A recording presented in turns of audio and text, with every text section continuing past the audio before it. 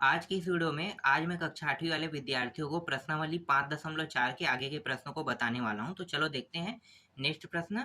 प्रश्न क्रमांक 4 है, सामने चित्र में ए बी बराबर बी सी तथा कोण ए सी बी बराबर 65 अंश, तो कोण ए डी सी की माप ज्ञात कीजिए। ए डी सी की माप ज्ञात करना है। देखो कैसे ज्ञात करोगे, तो यहाँ पे देखो निकालना क्या है, ए डी सी, इसी कोण का मान निकालना है, मतलब ये वाला मान। और यहाँ पे ध्यान से देखो, एक चतुर्भुज का निर्माण हुआ। अगर ये वाला रेखा हटा दो ए से सी वाला, तो एक चतुर्भुज आपको दिखाई दे रहा है। ठीक है, तो चतुर्भुज का नियम भी हम यूज कर सकते हैं। पहले तो मुझे यहाँ पे कोई एक और कोण का मान चाहिए। ठीक है, तो एक और कोण का मान निकाल लेते हैं। तो यहाँ पे प्रश्न में क्या कहा है कि एक त्रिभुज की बात किया इन्होंने। कौन से त्रिभुज, ध्यान देना, ए बी रेखा के बारे में बताया, मतलब त्रिभुज का समझो।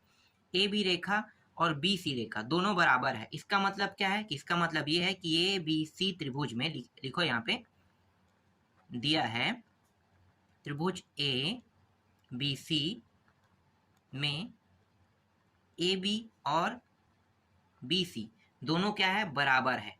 ठीक है, दोनों बराबर हैं। तो क्या होंगे, दो भुजाएं अगर बराबर है तो इसका मतलब ये है कि सम्मुख कोण क्या होंगे, बराबर होगा। समझ में आ गया। देखो इसके सामने कौन सा कोण है, ये वाला कोण है ना, ये वाला पूरा आपको नहीं लेना है, आधा, क्योंकि त्रिभुज देख रहे हैं। तो ये वाला कोण बराबर होगा। तो यहाँ पे लिखो सम्मुख कोण बराबर है, यहाँ पे इसलिए भी डाल लो। ठीक है, इसलिए सम्मुख कोण बराबर होंगे। देखो कौन कौन सा है भाई, तो ए सी बी लिखो, कोण ए सी बी जितना होगा उतना ही सी ए बी होगा, सी ए बी। ठीक है, तो यहाँ पे कितना दिया है, इसका मान दिया हुआ है ए सी बी, इसका मान कितना दिया है भाई, 65 दिया है ना। तो ये 65 बराबर कोण सी ए बी। तो देखो सी ए बी का मान कितना आ गया, सी ए बी का मान आ गया 65। समझ में आ गया, सी ए बी का मान कितना आ गया, 65। अब चलो आगे हल करते हैं। तो यहाँ भी अब मैं रख लेता हूँ 65 रख लेता हूँ। अब आसानी से इसका मान निकाल सकते हैं। अगर दो कोणों का मान आपको पता चल जाएगा तो तीसरा कोण आसानी से निकाल सकते हैं। और तीसरा कोण निकालने का तरीका क्या है, तरीका है यहाँ पे लिखो त्रिभुज ए बी सी में। ठीक है, ए बी सी में इस तरह से लिख सकते हो। अब ये क्या कह रहा है, ए बी सी में तीनों कोणों का योग कितना होता है, 180 अंश होता है, यही बता रहे हैं। तो आप इसे लिख लेना। ठीक है, या शॉर्टकट में इस तरह से लिख सकते हो, त्रिभुज ए बी सी में, इस तरह से लिख के आप तीनों कोणों को बारी बारी से लिखो। ठीक है, जैसे कि ए बी सी लिखो, कोण ए बी सी प्लस कोण B C A plus C A B, फिर कोण सी ए बी बराबर तीनों कोणों का योग कितना होता है, एक त्रिभुज में 180 अंश होता है। पता है ना, एक त्रिभुज में तीन कोण होते हैं, तीन कोण, और तीनों कोणों का योग 180 अंश होता है। और एक चतुर्भुज होता है, चतुर्भुज में चार कोण होते हैं और चारों कोणों का योग 360 होता है, 180 नहीं, 360। तो दो कोणों का योग कितना होगा, 180। चतुर्भुज में दो कोणों का योग 180 अंश होता है, त्रिभुज में तीन कोणों का योग 180 अंश होता है। याद रखना इस पॉइंट को। ठीक है, आगे आपका आगे ये आप लोगों को मदद करेगा। चलो आगे हल करते हैं। यहाँ पे ए बी सी का मान मुझे पता नहीं है, तो जैसा है वैसा रख लेते हैं। ए बी सी इसे ज्ञात करते हैं। इसका मान पता है कितना है, 65, और इसका भी मान पता है मुझे 65, तो दोनों को 65 लिखते हैं। और ये रहा 180, 180 अंश। तो कोण ए बी सी और इन दोनों को जोड़ दो, 65 65 कितना होता है भाई, 6 दूनी 12 और 1 13, 130। ये रहा 130 अंश हो गया, और ये 180 अंश। इसको उस पर ले जाओ अब, तो यहाँ पे बचेगा कोण ए बी सी बचेगा, और ये उस साइड जाके क्या हो जाएगा, प्लस से माइनस हो जाएगा। क्यों ऐसा हो रहा है, ये इसलिए ऐसा हो रहा है क्योंकि ये प्लस में है, और प्लस में है इसलिए उस पर जाके क्या हुआ, पक्षांतर हुआ। पक्षांतर सिर्फ तभी लागू होता है जब जोड़ना या घटाने के रूप में हो। ठीक है, मतलब प्लस या माइनस में हो तभी पक्षांतर नियम लागू होता है। अगर प्लस और माइनस में ना रह के गुणा या भाग में रहेगा तो तिर्या गुणा नियम लागू होगा। और जब पक्षांतर नियम लागू होता है तो जो चिन्ह होता है वो बदल जाता है। तो यहाँ पे देखो पक्षांतर नियम लागू है, इसलिए प्लस क्या हुआ, उस साइड जाके माइनस हो गया। यहाँ पे बचेगा ए बी सी, और इन दोनों को घटाओगे कितना आ रहा है, घटाने पर ये आ रहा है 50 आ रहा है। ठीक है, तो यहाँ पे इसका मान आ गया, ए बी सी का मान 50 आ गया। ठीक है, अभी भी हमारा उत्तर नहीं आया है, क्योंकि निकालने के लिए क्या कहे प्रश्न में, देखो ध्यान से मैं दिखाता हूँ आपको। ए डी सी का मान निकालना है, ए डी सी, तो ए डी सी का मान निकालोगे तो अब यूज करने वाले हैं चतुर्भुज का। आप लोग अब यहाँ पे ये नहीं कह सकते कि सर आपने त्रिभुज के नियम लगा के यहाँ पे एक को हल किया, अचानक आपने चतुर्भुज नियम कैसे लगा दिया, और क्या हम इसे त्रिभुज के नियम से हल कर सकते हैं क्या?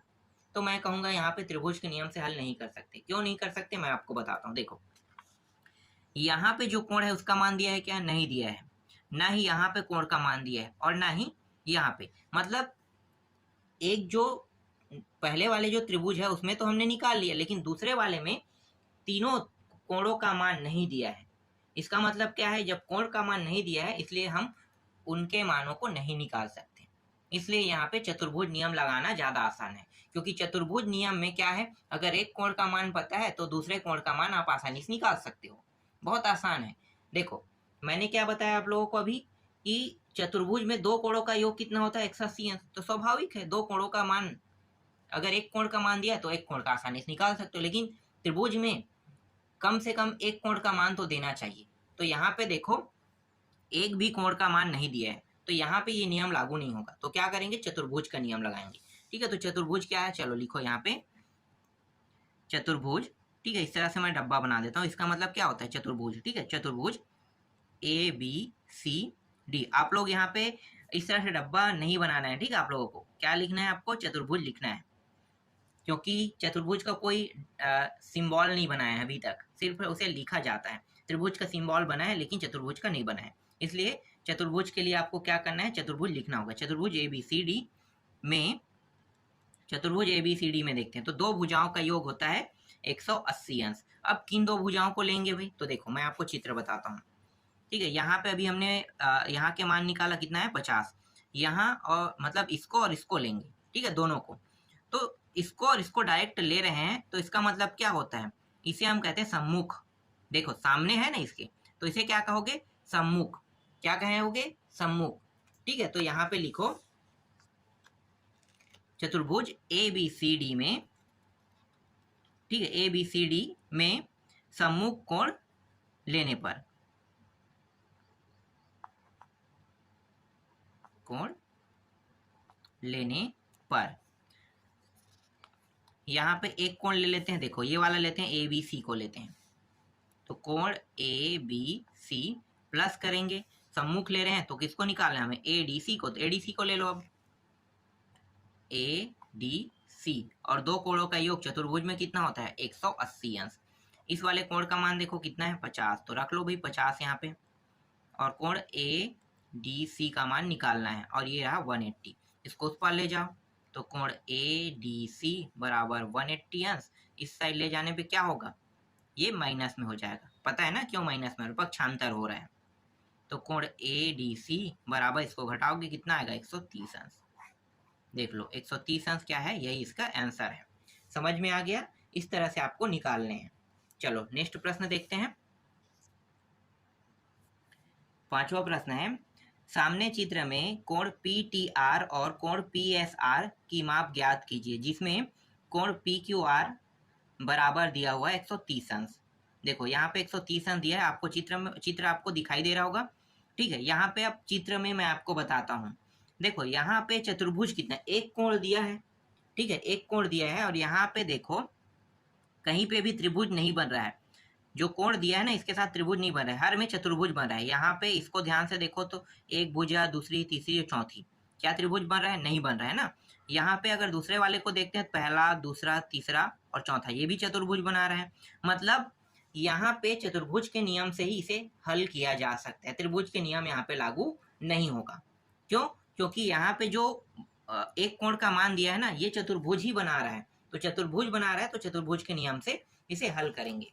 अब यहाँ पे देखो, यहाँ पे दो कोणों का मान निकालने के लिए कहा है। एक कोण ये वाला कोण है और एक ये वाला कोण। ठीक है, मतलब पी टी आर का मान निकालने के लिए कहा है और एक का है पी एस आर का मान निकालने के लिए कहा है।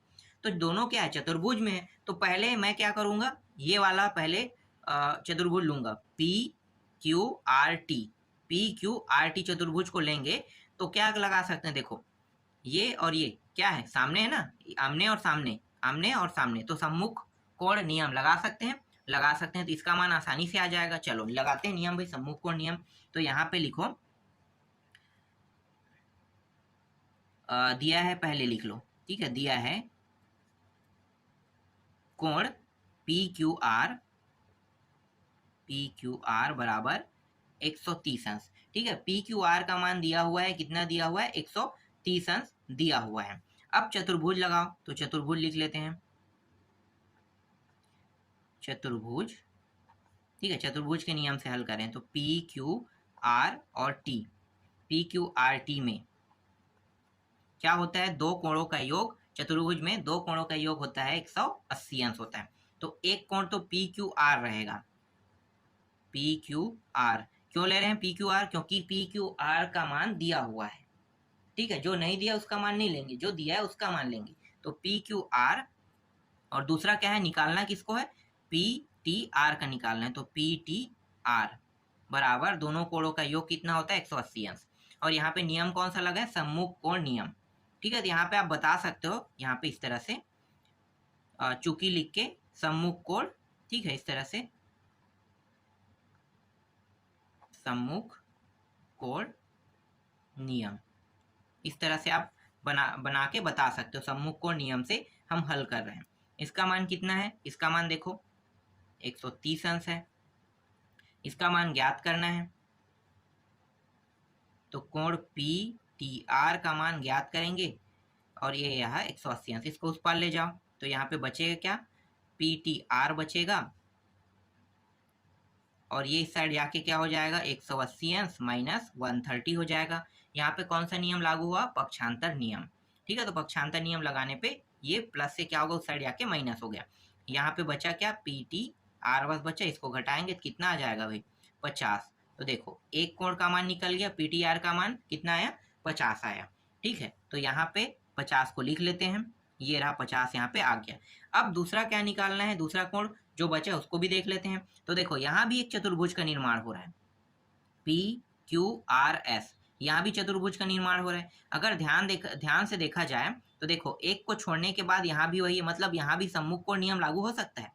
जैसे देखो ना, यहाँ पे इस वाले को छोड़ के डायरेक्ट इसका निकालें, इसी तरह से इस वाले को छोड़ के डायरेक्ट इसको भी निकाल रहे हैं, तो यहाँ भी सम्मुख कोण नियम लागू हो रहे हैं, तो यही यहाँ भी वही नियम लगा देते हैं, ठीक है। या अब देखो ध्यान से देखोगे तो त्रिभुज का नियम भी लागू हो रहा है, ये रहा, ठीक है। त्रिभुज के नियम से भी आसानी से यहाँ से निकाल सकते हैं मानों को, लेकिन सम्मुख कोण ज्यादा आसान है, ठीक है, सम्मुख कोण ही लगाएंगे। चलो देखते हैं, दूसरा चतुर्भुज लेते हैं, ठीक है। तो अब लिखो चतुर्भुज, कौन सा लेना है भाई, पी क्यू आर एस लेना है। पी क्यू आर एस में सेम है, पी क्यू आर का मान दिया हुआ है, तो यहाँ पे लिखो कोण पी क्यू आर प्लस कोण पी एस आर, इसका मान निकालना है। तो पी एस आर का मान निकाल लेते हैं, और दोनों कोणों का योग कितना होता है, 180 अंश होता है। यहाँ पे 130 रख देते हैं, और इसका मान हमें निकालना है, ये रहा 180 अंश, इसको उस पर ले जाएंगे। तो सेम प्रक्रिया हो रहा है यहाँ भी, कोण पी एस आर बराबर 180 अंश माइनस 130 अंश। थोड़ा सा इसको बगल में कर लेते हैं, चलो यहाँ पे देख लेते हैं। तो कोण पी एस आर बराबर, घटाएंगे कितना आएगा, 50 अंश आएगा। तो देखो दोनों कोणों का मान निकल गया, और यही इस प्रश्न में निकालने के लिए कहा था। समझ में आ गया, तो यहाँ भी 50 आ गया, यहाँ भी 50 आ गया। तो इस तरह से ये पूरा प्रश्नावली कंप्लीट हो गया। इसके बाद अगले प्रश्नावली को देखेंगे।